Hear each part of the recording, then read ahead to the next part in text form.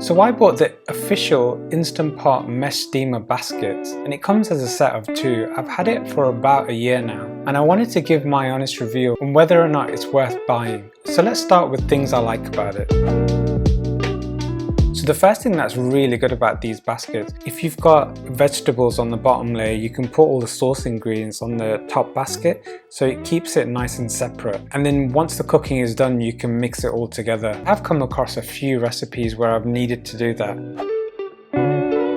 The next thing is that it actually fits really well because it's officially made by Instant Pot. It fits perfectly, and you're not going to have any issues about whether or not the lid's going to actually screw on correctly and whether there's going to be that airtight seal, because I have read in other reviews of baskets that are similar to the Instant Pot model where they were unable to lock the actual lid of the Instant Pot, and it resulted in their food not being cooked thoroughly.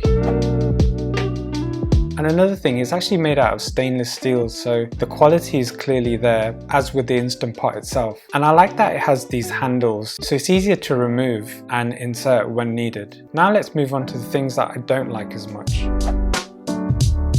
The one thing that I really don't like about these mesh steamers is the mesh design, and with that comes food getting stuck all over the place. It's so frustrating to clean. It's so difficult, and it takes up so much time where you have to use a brush to get into all the little nooks across the whole basket. I kind of wish the design was a little different, where it was a stainless steel pot with circular holes everywhere rather than this mesh design, but maybe it cooks better with this mesh design. I'm not too sure.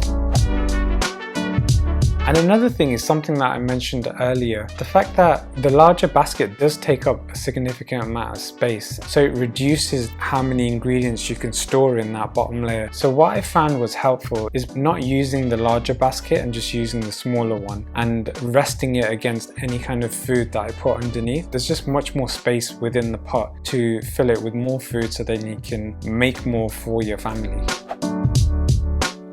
And another little thing, which isn't such a big deal, but I kind of wish the handles had silicone over it, so it just prevents the risk of your fingers getting burnt. Instead of having to use like a tea towel every time to take it out, I really believe they should have included this as part of the design. And I do know there are alternatives on Amazon where they sell these baskets, but it has silicone on the handles, and I think it just makes sense to have it there.